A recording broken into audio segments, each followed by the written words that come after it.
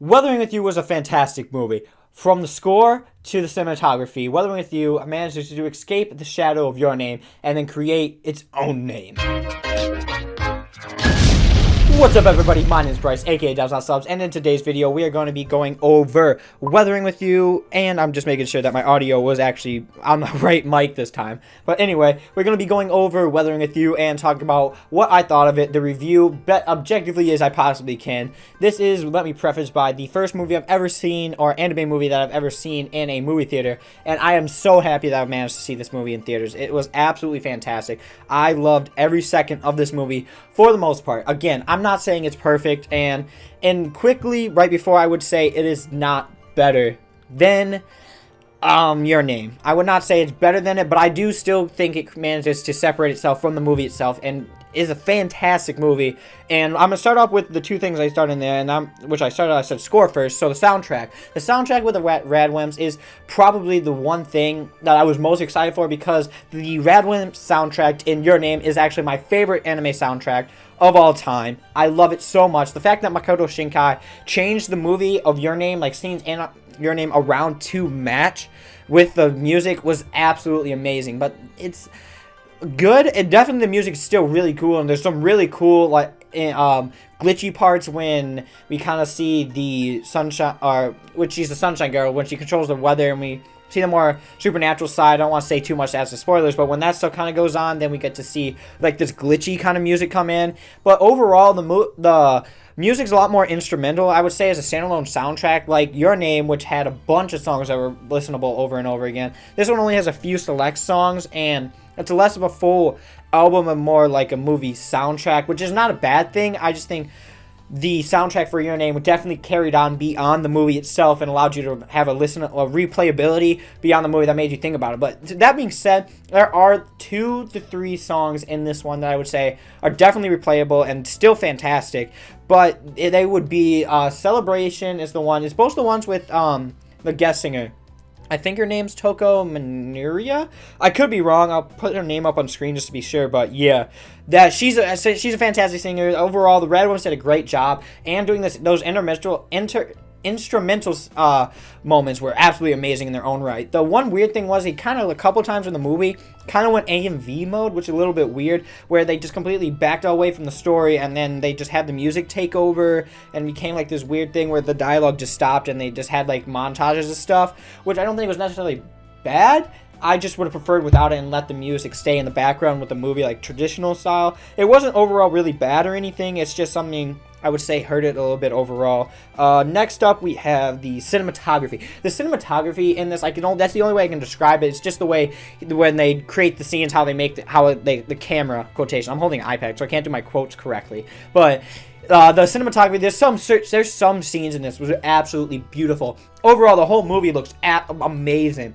It is so good. The 4K resolution, the drawing, everything, the digital art, everything in there looks amazing. The supernatural side, the clouds, the rain was beautiful.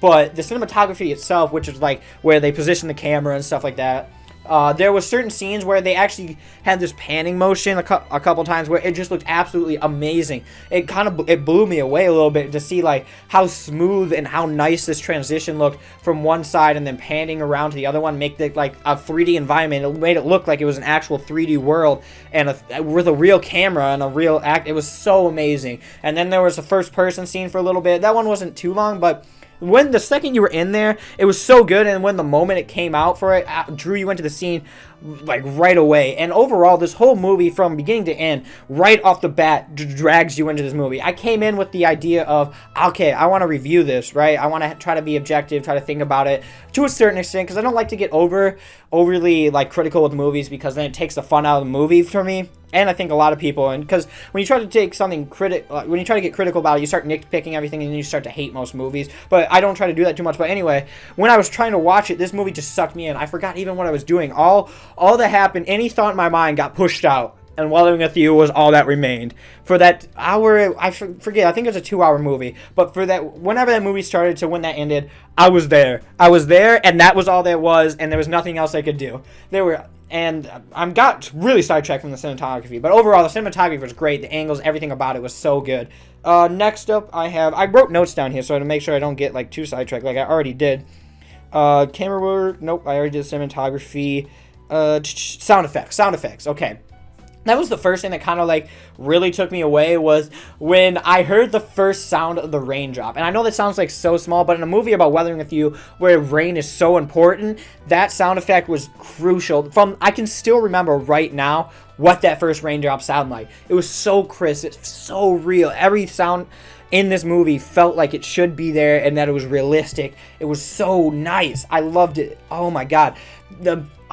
Man, that sound, whoever did the mixing and the audio deserves props in every kind of aspect. That was so good. And going along with the sound effects, the actual voice acting, which I watched the dub, was absolutely amazing. There was not a single moment when I watched this movie where I could tell that the dub actors were actually acting, and kind of like, you know, when sometimes you get in those dubbed animes and you can tell that they're trying to put themselves in there, but they're not really nailing it. These characters nail it in every way possible. They do such a fantastic job of playing their parts, and I can't complain about how they do their acting. It was so good. And also a preference, before I forget, I managed to bring my friend who was, if you remember this guy. Again, these guys are weird. Stop calling out my fan base, man. Yeah, him. I brought him, and he said he would give that movie 4.5 out of 5. And to get somebody who doesn't like anime for the most part at all, he used to like anime, and there are animes that he does like. But overall, he doesn't like anime at all. He thinks it's really stupid. But the fact that he would give it such a good grading, and he's pretty critical with his movies, to be honest. Like, all his like, when I look at my scores in his, because he uses a thing called Letterboxd, which I don't know if you guys know, but it's basically kind of like Mal, where you just rate movies. But he rates that thing a 4.5 out of 5, which is absolutely amazing for him to like be that generous with a movie. So that has to prove how great a movie was to convert someone who's in like an anime hater into like something of a kind of enjoyed it. And he's also this movie made him want to check out more Makoto Shinkai's work, and I'm so happy that I was able to show him Weathering with You, and so he can actually explore more anime and just kind of get that stereotype out of his head about all the stuff that he usually thinks about it, and just kind of blow it away in with Makoto Shinkai, who did an amazing job blowing that away. And the pacing was overall pretty good, but again, I think that's something that he kind of struggles with. With Your Name, it kind of had that too, a little bit with the pacing, and there were a couple times in here where things kind of jumped around a little bit. Overall, it wasn't too bad, but another weaker point of the film itself. And the thing with Makoto Shinkai films is I always feel like they end about like 5 minutes before they should actually end.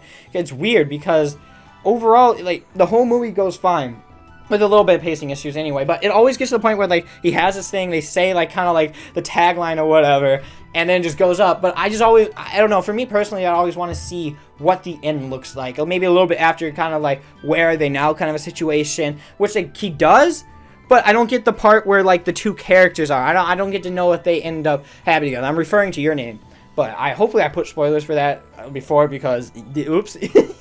But I get to see really what truly happens at the end with Your Name. And this one does kind of the same thing with whatever the ending is. It kind of doesn't really go towards like what actually happens and fulfills all your questions about it. There are a bunch of questions that you end up having at the end, because towards the ending path of it, there's a scene where it's kind of like, what? Why did everything conveniently show up like that? And you're just kind of like left to accept it almost and not really question it. That was like the one point in the movie where I was kind of like, that's not really. It was a little bit forced. It felt like, because conveniently everything kind of happened. Again, I'm trying to stay away from spoilers so I don't ruin it for you guys. But that was another weaker point, but overall it wasn't too bad, because that was only like a little bit of the section.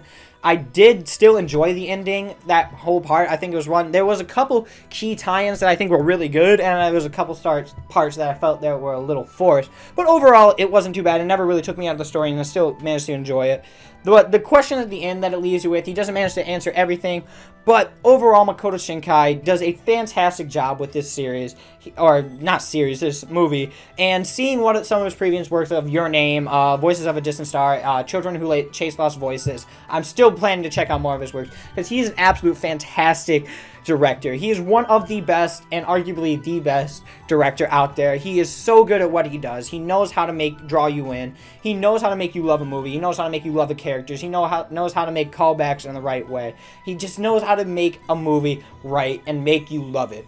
And this is a movie that that should 100% be considered for the best anime movie of 2020. I know we're only like 2 weeks into this, but without a doubt, if this does not at least get considered for the best movie of 2020, my mind's gonna be blown. I don't know what else is gonna come out. Ride With You looks pretty good, but I don't know. I don't think that's gonna beat this movie. This movie is special in a way that Your Name created, and he kind of learned from his mistakes in Your Name, and he cultivates, and just you can tell there's so much love in it, and it just really helps especially when you get to see a little bit of an interview of him in the beginning where he talks about how he wanted to create a movie that everybody can enjoy, not just people in Japan. And I think he really nails that aspect, especially because my friend Key Point Ham, who does not like anime movies, managed to love this movie and almost say it's nearly perfect, which is something I can appreciate, respect. He does a great job. He's a fantastic director, one of the best. Rad Rims are one of the best.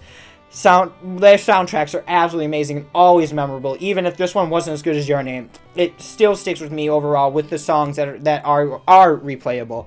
But overall, this movie is fantastic. Definitely an 8.5 for me.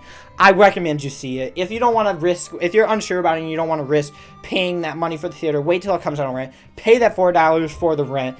Do it. Trust me. If you like Makoto Shinkai's work before, you won't be disappointed. And like I said, it does escape its shadow. While I am saying it's not better, which is kind of an oxymoron or hypocritical to say that it's not better, but it still creates its own name. It's not better. I don't think really any work is going to be as influential as Your Name for Makoto Shinkai.